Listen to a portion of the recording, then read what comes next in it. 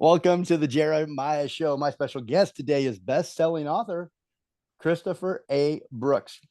He's a professor of anthropology at Virginia Commonwealth University and an award-winning and best-selling biographer. His new book is Tales of Koehler Holler, an African-American family and rural Appalachia. It tells the true story of a multi-generational African-American family in Appalachia from 1850 to the present day. The story is told and co-written by NAOMI HODGE-MUSE. It was just released on Juneteenth, and it's available now. You can get it at unsungvoicesbooks.com or amazon.com. At the core of Tales of Koehler Holler is the family matriarch, Amy Finney. She was born in 1850 and she passed in 1936. Amy, a formerly enslaved Black woman, gained her freedom and established a homestead in the Appalachian Mountains during a time in American history when she was dehumanized for the color of her skin and devalued for being female. In 1890, Amy purchased land about 1 mile from the main house in which she had once worked in bondage, thus founding a family legacy that continues to this day. In Tales of Koehler Holler, an African-American family in rural Appalachia, we get a rare glimpse of life in Black Appalachia over the last 150 years. And through the narratives and the stories, the characters come alive. And by the end, you will appreciate the significance of the land, the importance of sacrifice, and how Koehler Holler has become the Finney family's legacy. This is the story of an American family and a Southern holler. Welcome, Christopher. Thank you, Jeremiah, and thank you for having me on your show. I'm delighted and honored to be with you. Delighted is a great word. I like that. I'm delighted that you're here. Let's just jump right in. And who was Amy Finney? Amy Finney was an formerly enslaved African-American woman born in Southwest Virginia in what is today modern-day Henry County. She worked as a worker on a plantation, the then Mitchell plantation, and was, from all that we know, was born there. We don't have information about her parents, but we knew that she had several brothers, and she herself had several children. And the Tales of Koehler Holler begins with her as the matriarch of that family and her purchasing the land on which she was once enslaved on, and it became the foundation of the land that is still in that family more than 150 years.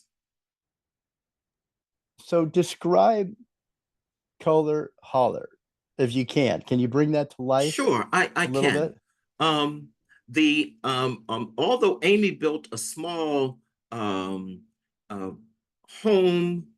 on that land 100 years ago in 1924, one of her sons, George Washington Finney, built a building, a home that is currently there. It has been expanded, it has been added on, etc., but the actual structure still exists, and that would become the homestead of the family. There was there when she bought it. No, it was not. Oh, it was not. Her son, George Washington Finney, built it. That very 100 years ago. Yes, that is so it. So what was the problem? Was it just barren land when they bought it? It was wooded land. Yeah, it was wooded. It's several acres, well over 30 acres or so, and he cleared out an area where he built a Koehler Holler. Yes, that's it. What is you say it was 1 mile away from the family that at one time she was enslaved to? Yeah. Is that That's family right. still there? Or that house still there? No, no, at that well, we don't have any record of what happened Okay. to them, but many enslavers were required to give their formerly enslaved Africans the right to buy at a reasonable price. And Amy took advantage of that opportunity, and that became her land. She farmed it, she toiled it, she had two horses, and was a from all description from NAOMI, was a large woman able to work like a man, if you will. Hmm. How significant was it, in 1890 when she purchased the property? Uh, for that time, you said that they were offered people that had been enslaved to their to the landowners. They were offered at a reasonable price, but how many black women owned land at that time? It's a good question. And I'm sure there are many, many who did, but I just can't give you a precise number. What drew me to NAOMI and the telling of the story is that it struck me as significant that a Black woman bought that land, bought it and developed it, and it remains in that family. So that is what caught my attention. And I'm sure it is not the only instance in which something like that has happened, but it caught my attention that it did in that family, and that family still maintains it. So you've mentioned where the property is located. Is that for you as the writer, as the storyteller, and capturing, the story of this family? Was that important to you, and important to the story, the location, Yes, the area? it really was, Jeremiah, because um, uh, I have tended to go to biographies of well-known individuals, but this one caught my imagination. Um, and once Naomi, back in 2016, as I recall, took me to an old Black cemetery that has long since been abandoned called Mountaintop Cemetery, and showed me where her great great grandmother was buried. And there's a stone there. And just somehow it struck me that this was a story that I had to tell, that I needed to tell. And so I was there looking at that stone and saying, okay, this is really, it was almost like a lightning bolt. And it's kind of what happens when, well, for me in my writing process, that no, this has to get underway, and that is it. So that's really the genesis of it. I was introduced to Naomi by a colleague of mine, and I, as I recall, that was back in 2012, and we agreed to start working on this, and here we are. And so that spoke to you. That really energized you It did. to the story. That's It, that's what also, and it's, to elaborate on that a little bit more, to build on that, in that cemetery, Mountaintop Cemetery, I had read accounts in various abandoned Black cemeteries where there would be a stone marking where someone was interred. And I saw those there. And it was just kind of a religious experience or sacred experience, if you will, that what I had read about, I was actually seeing. But mm. Amy, her son, after she died, put a marker where where she was interred, and Naomi took it upon herself to put markers where her great grandfather George Washington Finney and her great grandmother Rosa Waller Finney, where they, and she did that recently in 2017 or so. So those were done recently. Her grandfather that you just mentioned, his Her nickname was great Papa. grandfather, Great yeah, grandfather. Was he yeah, Papa? Was that Papa? that's Papa. Okay. Yes, that's And right. what was Rosie's name? She had a nickname as well. She was Mama Rosie. Mama That's how she was Rosie. known, Mama Rosie. What a great name. I bet Mama Rosie and Papa were a lot of fun. Okay, so Yes, you are an internationally recognized biographer. You have authored a series of books exploring the HIV pandemic in Africa and America. Your most recent book in that series is called Dual Pandemics, Yes. HIV and the Coronavirus in Several Kenyan Communities. And you are the author of Roland Hayes, The Legacy of an American Tenor with Robert Sims. And we're going to play one of Roland Hayes' songs that you sent us. Thank you. So you said that bringing the story of a once enslaved Amy Finney and her family to a larger readership has been a very rewarding experience. Would you just Yeah, describe sure. what else has come from this for Yeah. you personally as a Okay. reward? Thank you for asking that question. Um, Roland Hayes's mother had been enslaved as well, in um, uh, Georgia, northwest of Georgia. And so that information that was not unusual in and of itself. I even held a lock of Roland Hayes's mother hair that he preserved after her death. Wow. But what was significant about this story compared to that one, Roland Hayes had a large opus of papers that his daughter left to the Detroit Public Library. So I could go to letters that were written, to articles, to this and that, and what have you, even letters that he held of his formerly enslaved mother, Fanny. In this case, it was digging. NAOMI did a lot of work on ancestry.com. We spoke to other family members who might have had a recollection in one way or another. So it was a different kind of research, but every bit as rewarding as working on that Roland Hayes book. Tell me about, we're going to take a break here in a moment, and I'm going to ask you if you would do us the honor of reading, you're going to read us a passage from your book. But before we go to break and before you do that, tell us about your co-author a little bit more, Yes, Naomi yes. HODGE-MUSE. Naomi HODGE-MUSE is the president of the Martinsville, Virginia NAACP. She and I came in contact with each other, and she's now a very dear friend, um, who had an interest in preserving her family. And in many ways, I feel like our paths were supposed to cross and do this work.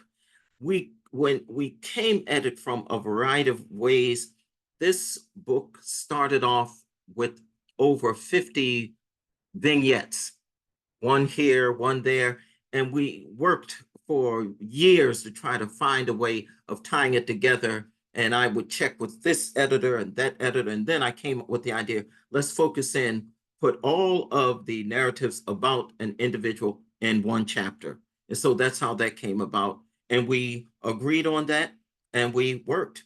I mean, many hours of me traveling, 3 hours to Mm. Martinsville, or her coming here to Richmond, or meeting somewhere in between, or checking this source versus that source. Yeah. So anyway, Wow. it's taken quite a bit of work. You got to know each other pretty well, it sounds Yes, like, in yes, this she's a story, in this very family. different and a good person. And I would also say a socially conscious person as well. She has championed Yeah, you can many, see many that from causes.